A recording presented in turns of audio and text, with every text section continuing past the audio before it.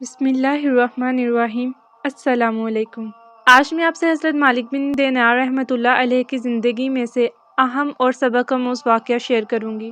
اس سے پہلے آپ سے ریکویسٹ ہے کہ چینل کو سبسکرائب کر دیں اور ویڈیو کو لائک کر دیں۔ حضرت مالک بن دینار رحمۃ اللہ علیہ بیان کرتے ہیں کہ ایک مرتبہ بصرہ شہر میں بارش ہونا بند ہو گئی۔ ہم نے ایک کے بعد دیگرے دن تک نماز استسقاء پڑھی، دعائیں مانگی، مگر بارش نہیں ہوئی اور نہ ہی بارش ہونے کے آثار نظر آئے۔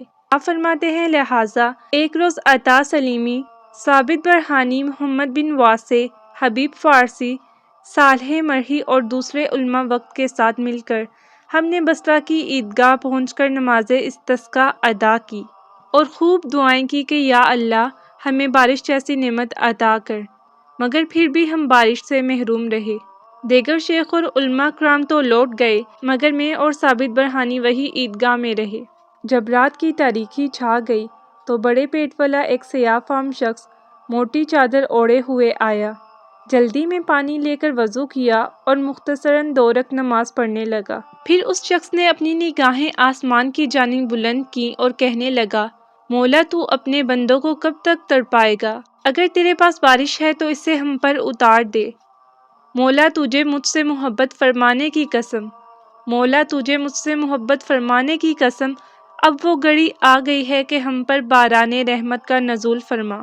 آپ فرماتے ہیں کہ ابھی اس کی دعا مکمل نہ ہوئی تھی کہ ہر جانب گھٹائیں چھا گئیں اور موسلا دھار بارش شروع ہو گئی۔ ہمارے ارد گرد ہر طرف بارش ہی بارش ہونے لگی۔ یہ منظر دیکھ کر ہم تو حیرانگی میں ڈوب گئے اور اس سیاہ فام شخص کے پاس پہنچے۔ اس نے ہمیں دیکھتے ہی راہ فرار اختیار کرنے کی کوشش کی۔ ہم نے اسے آواز دی کہ ذرا رکو تو۔ وہ کہنے لگا میں غلام ہوں اور اپنے آقا کی اطاعت مجھ پر فرض ہے، اور یہ کہتے ہی وہ نحاس کے گھر میں داخل ہو گیا۔ نحاس وہ شخص تھے جن کا وہ غلام تھا۔ حضرت مالک بن دینار رحمۃ اللہ علیہ فرماتے ہیں کہ ہم اگلی صبح نحاس کے پاس پہنچے اور پوچھا کہ تمہارے پاس خدمت کے لیے کوئی غلام ہے؟ انہوں نے کہا ہاں، میرے پاس تو سینکڑوں غلام ہیں، دیکھ لو کون سا پسند ہے۔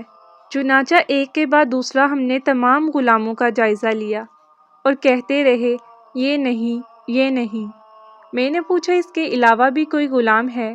انہوں نے کہا ہاں، ایک اور ہے۔ جب ہم اسے دیکھنے گئے تو کیا دیکھتے ہیں کہ ایک سیاہ فام اپنی کٹیا میں کھڑا عبادت میں مصروف ہے۔ میں نے کہا مجھے اسی کی تلاش تھی۔ نحاس کہنے لگا یہ بالکل بیکار غلام ہے، ہر وقت روتا رہتا ہے، یہ آپ کی خدمت کیا کرے گا؟ میں نے کہا کہ اسی مقصد کے لیے تو میں اسے خرید رہا ہوں۔ پھر نحاس کہنے لگا اسے من چاہی قیمت پر لے لو، مگر مجھے اس کے عیوب سے بری رکھنا، کل مجھے طعنہ نہ دینا کہ اس کے اندر یہ عیب ہے۔ میں نے کہا میں تمہیں طعنہ نہیں دوں گا، اور پھر 20 دینار دے کر میں نے اس غلام کو خرید لیا۔ جب ہم وہاں سے نکلے تو وہ کہنے لگا آقا آپ نے مجھے کیوں خریدا؟ میں نے جواباً کہا کہ تاکہ تمہاری خدمت کر سکیں۔ اس نے کہا آپ بھلا ایسا کیوں کریں گے؟